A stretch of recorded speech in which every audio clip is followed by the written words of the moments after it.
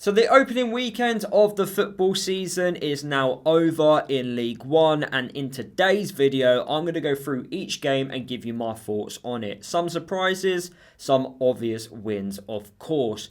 Before I go into detail, smash that like button for me, let me know your thoughts on the results that happened across the weekend. Were there any surprises for you? Let me know down in the video comments. And if you are new to my channel, please subscribe. I make Luton and EFL content. So the first game of the weekend was Luton versus AFC Wimbledon. Luton ended up winning 1-0 at home. It was an awful game of football. As a Luton fan, yes, I was bored at times. Wimbledon made it very tough for Luton to break down. As expected, Wimbledon's defensive foundations are so strong. They were very organised. They were structured at the back. 11 players behind the ball. They made it tough and they nearly came away with a point. If Wimbledon defend like that, most games away from home, they will get a lot more points than expected. Really good defensive display. But the one thing they lacked was firepower up top. They only managed to get into Luton's box 3 times. Luton dealt with everything Wimbledon had going forward. But Luton, yeah, we struggled. It really was tough to break Wimbledon down. And the only way Luton was going to score was through a mistake. And that ended up happening through the own goal. Some good bit of quality down on the left-hand side for Luton. Naki Welsh with a really good ball into the box. But the Wimbledon defender put it in the back of his own net. Luton walk away with a 1-0 win. It was a win much needed for Luton. Hopefully the performances do improve as the season goes on. Cardiff 2, Peterborough 1. I watched this game on Sky and I was so impressed with the way Cardiff attacked. They could have scored 4 or 5 goals. Peterborough, their defence, it's a massive concern. I did predict Peterborough to finish just above those relegation places, potentially to go down. Their defence was disjointed, lacked experience, and I don't think they knew how to stop Cardiff from creating chances. The pass and move display was very good. Everything attacking-wise, which Cardiff did, it came through Tanner, who was involved in everything going forward. Some really good goals as well. The free kick from Colwell was absolutely beautiful.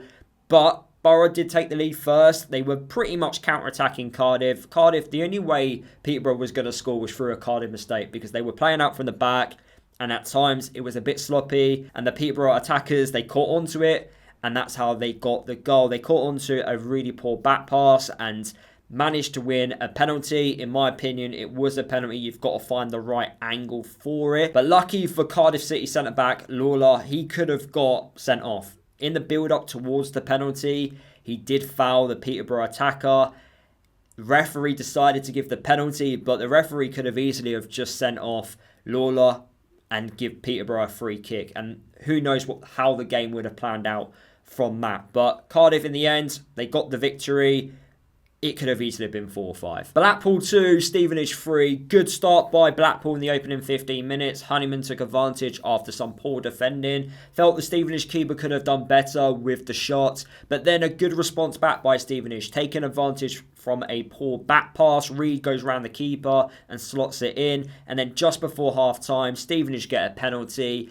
One of those ones where when you deliver a ball into the box, you win the first initial contact. But because the defender is competing for that initial contact, he's got his arms in what they deem as a unnatural position. It hits his arm as he's trying to compete for the ball, and the referee gives a penalty. Defenders nowadays have to try and keep their arms down, and it wasn't the first penalty incident that was similar to that. There were 2, I think, across the League One opening weekend that were given penalties for a defender literally putting his arm in an unnatural position. Stevenage end up scoring the penalty just before half-time. Good time to score, but then they scored just after the second half started, and that's also a very good time to score. Took advantage of a poor back pass by the Blackpool keeper, and that made it 3-1. The game plan goes completely out the window when you concede that third goal straight after half-time. You kind of have to throw it away and go all out if you want to get something in the game. And Blackpool last year, the reason why they didn't get those playoff positions was because they made too many defensive errors. Individual defensive errors, and they've made a couple in this game against Stevenage. But Stevenage, They managed to hold on despite Blackpool getting that second goal. I don't think many people thought Stevenage was going to go to Blackpool and get the 3 points. Last season, their record against the top 6 sides weren't the best, and that's why they didn't do better than what they did last year. So if they improve on that, there's a good outside chance that Stevenage might be one of the teams that could surprise a few people in League One this year. But massive 3 points for them. Bradford City 2, Wickham Wanderers 1. Great start to life in League One for Bradford. Wickham, you can tell the players really need to gel quickly. Bradford looked more organised and more structured as a team. The new signings made an impact. Poor save in the build-up to the first Bradford goal. I thought the keeper could have done a lot better there. Don't know what he was doing. But you've got to be in the right place at the right time just in case those mistakes do happen. Great second goal for Bradford. Nothing the keeper could do for the second goal in my opinion. But 2-0 up after 15 minutes. I think the Wickham defence and the team just was a little bit knocked and they needed half-time to come quickly so they can regroup and go again. Wickham had a great chance to get back into the game. Their number 42 had a big chance, but he skies it over the bar. If he literally just gets it on target, it's a goal. It was an absolute massive chance at the time. But Wickham did eventually get a goal. A lovely run in behind, chip ball in. From the angle which the Wickham striker scored in, I couldn't believe he managed to score from that angle. Got the goal, but ultimately it wasn't enough. Wickham did have chances, but Bradford managed just to hold on in the end. But yeah, the Wickham players, for me, because they've had such a massive recruitment in this summer and also in the January window as well, the players don't look as gelled as they should be. Maybe they will get better as the season goes on. Burton 2, Mansfield 1. For me, I was surprised that Burton won this before going into the game, but it really was the Charlie Webster show. Great goals. I think he's going to have a fantastic season. But before Charlie Webster got his goals, Mansfield's Evans should have put them 1-0 up. Great chance. The ball just fell to him nicely in the box. Through a crowd of bodies, but he was unable to put it either side of the goalkeeper. It went straight to him. But Webster, he took his chance from distance. If you haven't seen this goal, make sure you go and check it out. It is an unbelievable strike. No way the keeper could save that. Webster scores again in the second half. And yes, this goal might not be as good as the first one, but it's good in a different way. He wins the ball back in the attacking half. He plays a lovely 1-2 with his teammate and he just curls the ball into the bottom right side of the goal. Lovely goal, lovely finish. Lovely goal, lovely finish. I think he's going to have a really good season this year. Mansfield managed to get a goal back. Lovely delivery into the box. You couldn't really miss that chance. He just needed to head it towards goal from 4 yards out. Could have been a completely different game though if Mansfield took their chances. Doncaster 1, Exeter 0. Exeter did not look good in this game and that's why I think lots of people have predicted them to get relegated from League One this season. I think Donny fans are asking themselves how on earth they didn't score more than one goal. But Exeter, they should have actually scored a goal themselves. It was a lovely pullback, but Cox manages to drag the shot wide. I think the defender put him off from hitting it on target. But after piling on the pressure all game, Donny managed to get a penalty. Same as the Blackpool incident, a delivery into the box. The defender has his arm in an unnatural position. Referee gives a penalty and Doncaster end up winning the game by scoring it 1-0 to them, but it could have been more than one goal. Huddersfield 3, Leighton Orient 0. Now, for me, Huddersfield will have a good season depending on how quick the players can gel, and winning your first game is exactly the start you need. For me, the defence of Leighton Orient, what are you doing? Very, very poor defensive display. Orient did start off by hitting the post. Connolly ended up having a strike on goal, but with the angle, very unlucky to hit the post from there. But Huddersfield, their first goal, unmarked. Don't know what the keeper was doing. He looked like he was trying to come and collect it, but he looked like he was running into nowhere. And all Lowe needed to do was get it on target, and it was an easy finish for him. The second goal for Huddersfield was a penalty, but it's such a lazy challenge by the Leighton Orient player. I don't know why he's doing it. There's no need to foul him. You can literally just stay on your feet, don't dive in, and he's dived in. It was quite close to the edge of the box, but it's a clear penalty, and I don't know why he did it. It comes across really lazy in my opinion. But Alfie May recently just signed for Huddersfield. For strikers, they need to get that first goal. And once they get that first goal, that's what normally starts the season for them. He scores the penalty. And then the third goal for Huddersfield, a bit of luck. Joe Taylor, he has a shot. It's going well wide, but it ends up looking like a really good pass. And then it falls to the left back, who ends up having a nice, easy chance at goal. Easy tap in to make it 3-0. But yeah, defensively for Leighton Orient, they must improve. Lincoln 2, Reading 0. Now this game I actually predicted a 2-2 score prediction because I thought both teams, they're going to have loads of chances, potentially loads of goals. And if you actually look at the stats, it could have easily have been 2-2. Both teams had lots of chances. Lewis Wing had a couple from long distance. Lincoln's goalkeeper in this one had a very good game. So many good saves. But Lincoln went into this game on the back of some bad news.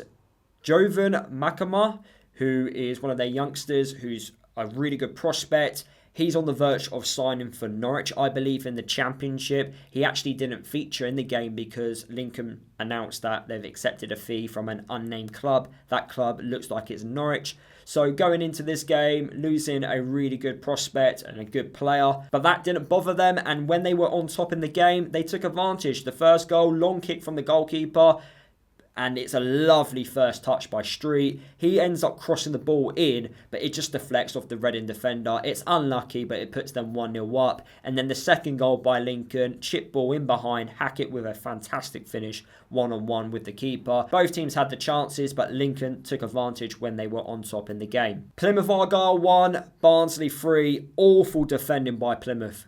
Attacking wise, both teams going at each other. Great actual game to watch. Caleb Watts on his debut, fantastic. He was pretty much involved in a lot of their attacking display. Unlucky with the first goal of the day. His goal got disallowed at first. It was a pull on the defender, and it is a good spot by the referee. Sometimes referees don't spot that. So it was a good spot. It's one of those where like you think, yeah, the defender's playing it on a little bit, but there was a drag. You can see that, so I understand why the referee gave it. But the defending by Plymouth throughout the game, you can't defend like that. And Barnsley, with their attacking players, with McGoldrick, with Phillips, they're going to take advantage, and that's exactly what they did. I thought the red card was harsh for Barnsley. I don't know what the player could have done for the first yellow. It looked like both players were holding on to each other. Why can't the referee just have a word and just say no more rather than just get your yellow cards out? But very silly, and yeah, he's ended up paying the price because of those 2 yellow cards, and he's got sent off. The second one, I can understand it being a yellow. It does hit his hand, and his hand is kind of like here as he's turning away. You shouldn't really put your hand up. He needs to be down. If it was down, he wouldn't get the second yellow. But yeah, the first one I thought was quite harsh. But overall, Barnsley took advantage of Plymouth not defending well. Rotherham 2, Port Vale 1. Very good first half by Rotherham, taking full advantage by going 2-0 up. San Nombe with the 2 goals. But things got bad for Port Vale, going down to 10 men. Awful challenge. Port Vale do get 1 goal back. It was a lovely pass and move play. But then Rotherham go down to 10. The second yellow card from Jules, I don't know why he's pulling the man. It's such a stupid yellow card to get because there was cover. There's no need to do it. And that could have cost Rotherham because Port Vale did hit the post late on. But why on earth would you do that? Why would you take the risk? There was cover. All he had to do was look around, and he pulled the player back. It's a clear second yellow. And yeah, he's going to get sent off for that. Really silly individual mistake there. But overall, Rotherham took advantage of a really good first half display. I think Port Vale had a little bit of a reality check in the opening 20 minutes of the game. But I think they will get better as the season goes on, and they will adjust to life back in League One. Wigan 3, Northampton 1. I know, Wigan actually scored some goals. That might surprise a few people. I think Wigan can do something special this season. They just need to click in front of goal. And if you're going to score goals like that, the way they did, fantastic. Very dominant first half by Wigan, going into the break 2-0 up, and then scoring just after half time. It's too much for Northampton. I do question the firepower in that team.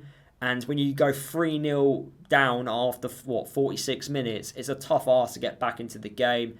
They managed to pull a goal back, but overall, with Wigan having really good, strong defensive foundations, which they had from last season, it's going to be a tough ask, and yeah, they didn't have the firepower. Really poor first half by Northampton. And the last game, that was on the Sunday, Stockport County 2, Bolton 0. Bolton did not take advantage of the chances they had in the first half.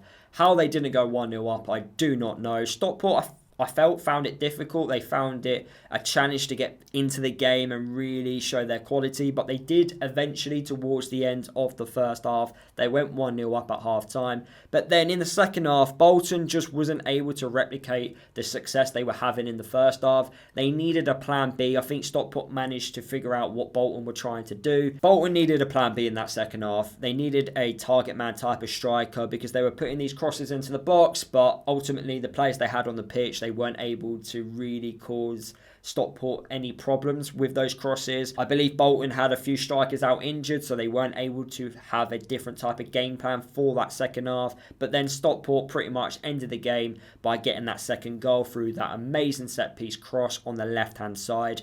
And yeah, although Stockport weren't at their greatest, winning against Bolton, who I think are going to be up there towards the end of the season, is a really good result, and their quality did show through in this game. So that is the end of today's video. Hopefully you did enjoy it. Which game did you enjoy the most? Let me know if there was any teams that have surprised you in this game. Do you think some teams are going to have a bad year or a good year? Let me know down in the video comments. Smash that like button for me. It does help the video perform better on YouTube. And yeah, if you're new to my channel, please subscribe. I make Luton and EFL content, and I'll see you all in the next video.